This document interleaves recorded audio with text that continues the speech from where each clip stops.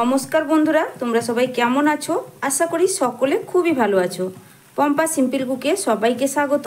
চলে এসেছি আজকে আবারও তোমাদের সঙ্গে ভীষণ হেলদি এবং খুবই টেস্টি একটা জলখাবার রেসিপি শেয়ার করতে, যেটা বন্ধুরা হাতের কাছে থাকা উপকরণ নিয়ে তোমরা ঝটপট বানিয়ে নিতে পারবে।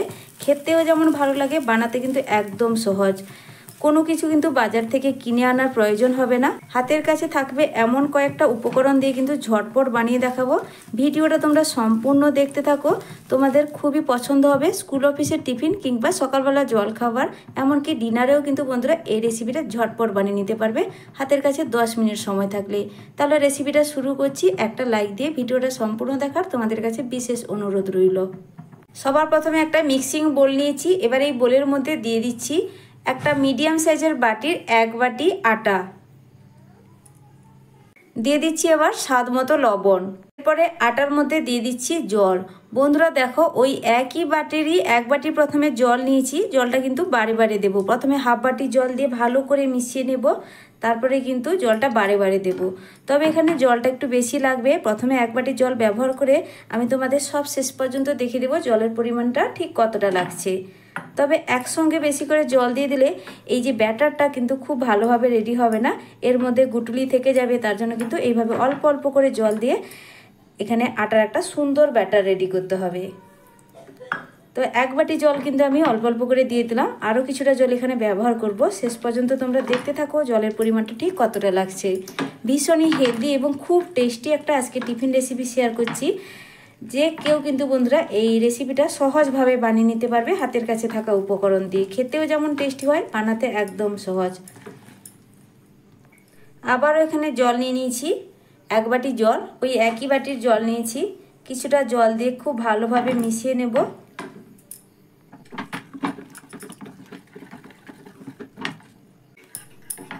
ব্যাটারটা এখানে পুরোপুরি রেডি হয়ে গেছে। আমি এখানে জলের পরিমাণটা কতটা ব্যবহার করেছি তোমাদের একটু দেখিয়ে দিচ্ছি। দেখো বন্ধুরা, আবারও 1 বাটি জল নিয়েছিলাম, সেখানে কিন্তু আমি দেখো আর কিন্তু অল্প পরিমাণ জল এখানে থেকে গেছে, মানে হাফ বাটি থেকে একটু বেশি কিন্তু জল ব্যবহার হয়েছে, কিছুটা জল থেকে গেছে, দেখে নিশ্চয়ই বুঝতেই পারছো। আর ব্যাটারটার ঘনত্বটা তোমাদেরকে আমি দেখাবো।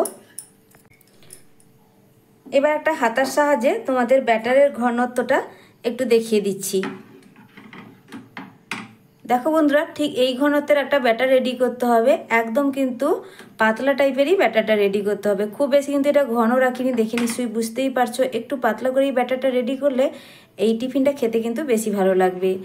তবে আমি এখানে আরও একটা উপকরণ মিশিয়ে নেব, তাতে টিফিনটা খেতে আরও বেশি ভালো লাগবে। তো বন্ধুরা দেখো, আমি এখানে একটা ডিম মিশিয়ে নিচ্ছি। তোমরা কিন্তু চাইলে শুধু আটা দিয়ে কিন্তু রেসিপিটা বানাতে পারো, ডিম ছাড়া। যারা ডিম পছন্দ করো না তারা এখানে ডিমটাকে বাদ দিবে। তবে এখানে আমি একটা ডিম মিশিয়ে নিচ্ছি। ডিমটা খুব ভালো করে এখন কিন্তু আটার সঙ্গে আবারও একটু মিশিয়ে নেব। এখন ডিমটাও খুব ভালোভাবে মিশিয়ে নেওয়া হয়ে গেছে। এবার এই ব্যাটার ঢাকা দিয়ে এক সাইডে সরিয়ে রাখবো, ততক্ষণে টিফিনের জন্য একটা ঝটপট ভীষণ টেস্টি স্টাফিং একটা রেডি করে দেখাবো। এবার গ্যাসে একটা কড়াই বসিয়ে দিয়ে কড়াইয়ের মধ্যে দিয়ে দিচ্ছি 1 টেবিল চামচ রিফাইন্ড অয়েল। তোমরা রিফাইন্ড অয়েলের জায়গায় সর্ষের তেলও ব্যবহার করতে পারো। তেল এখন গরম হয়ে গেছে।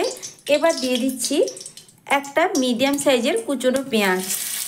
প্রথমে পেঁয়াজটাকে একটু কালার চেঞ্জ করে হালকা করে ভেজে নেব। পেঁয়াজটা এখন হালকা ভাজা হয়ে গেছে। এবার আমি এর মধ্যে কয়েকটা মশলা দিয়ে দেবো। গ্যাসের ফ্লেমটা একদম লোতে করে দিয়েছি, নাহলে পেঁয়াজটা পুড়ে যেতে পারে বন্ধুরা। অল্প পরিমাণে একটু হলুদের গুঁড়ো দিয়ে দিলাম, অল্প পরিমাণে একটু ঝাল লঙ্কার গুঁড়ো দিয়ে দিলাম, সামান্য একটু জিরে গুঁড়ো, সামান্য একটু ধনে গুঁড়ো। আর মশলাগুলোর পরিমাণ দেখে নিশ্চয়ই বুঝতেই পারছো বন্ধুরা, একদম কিন্তু অল্প পরিমাণে ব্যবহার করছি, খুব বেশি কিন্তু ব্যবহার করার প্রয়োজন নেই। আর সব শেষে দিয়ে দেবো অল্প একটু গরম মশলা। যেহেতু গুঁড়ো লঙ্কা ব্যবহার করেছি ঝালের জন্য, কাঁচা লঙ্কার পরিমাণটা অল্প পরিমাণ দিলাম, মানে এখানে 2টো কুচনো কাঁচা লঙ্কা দিয়ে দিলাম।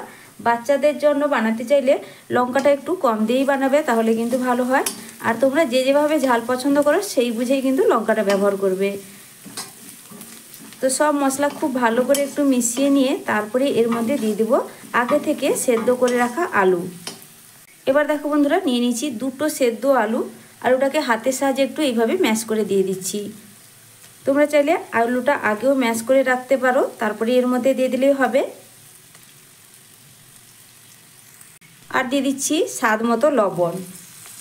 এবার খুব ভালো করে আলুটা মশলার সঙ্গে মিশিয়ে নিলেই কিন্তু আলুর পুরটা রেডি হয়ে যাবে।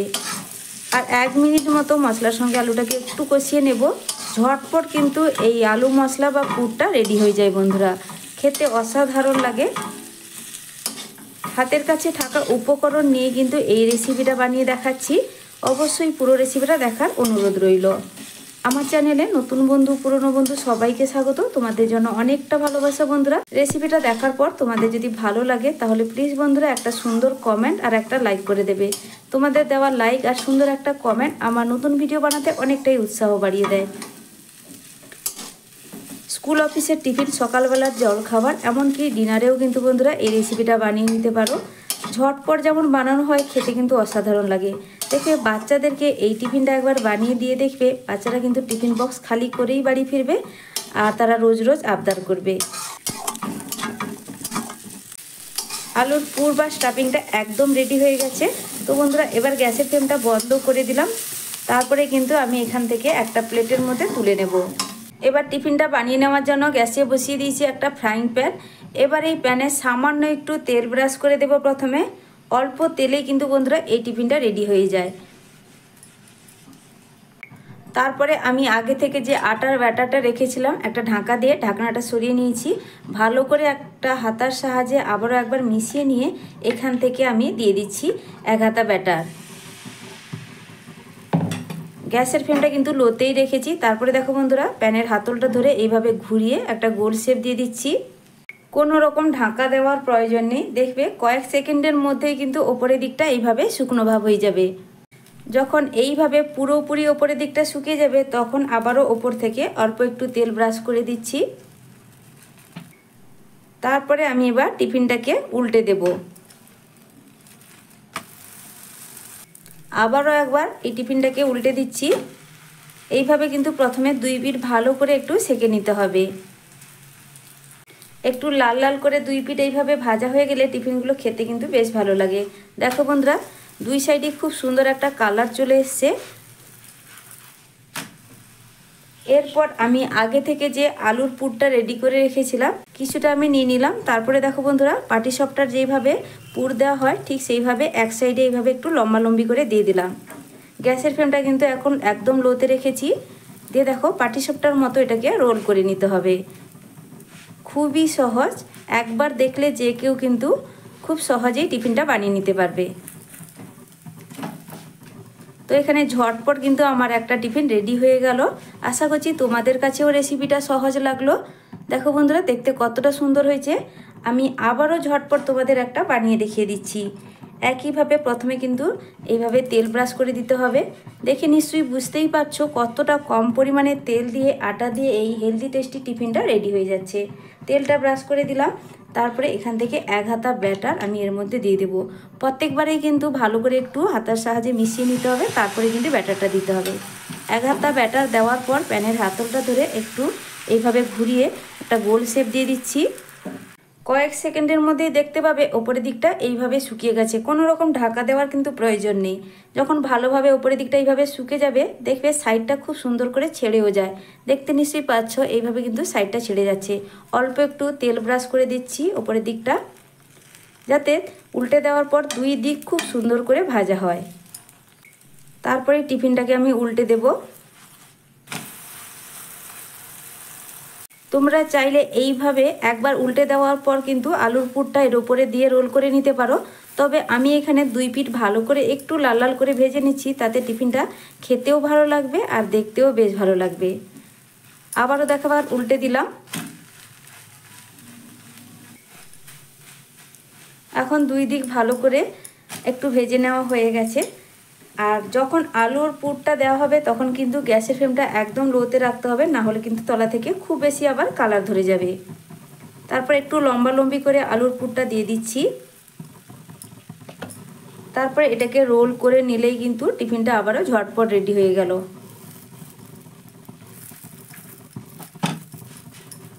তো দেখো বন্ধুরা এইভাবে কিন্তু বাকিগুলো রেডি করে নেব, তারপরেই ফিরে আসছি।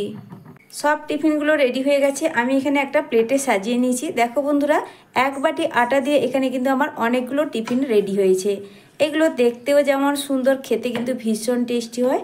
একদম নরম তুলতুলে, মুখে দেওয়া মাত্রই মিলিয়ে যাবে। একটা টিফিন কেটেও দেখাচ্ছি ভেতর থেকে কতটা সুন্দর, পুরো আলুর পুরে ঠাসা। আশা করছি দেখেই বুঝতে পারছো এটা কতটা নরম তুলতুলে হয়েছে। তো অবশ্যই বন্ধুরা বাড়িতে বানিয়ে খেয়ে দেখার অনুরোধ রইল। রেসিপি ভালো লাগলে মিষ্টি একটা কমেন্ট করে জানাবে, আর বাড়িতে অবশ্যই বানিয়ে খাবে। দেখবে বাচ্চা থেকে বড় সবাই কিন্তু ভীষণ খুশি হবে। আর এই রেসিপিটা খাওয়ার জন্য বা টিফিনটা খাওয়ার জন্য আলাদা করে কিন্তু কিছুই প্রয়োজন হয় না, শুধুই খেতে দুর্দান্ত লাগে।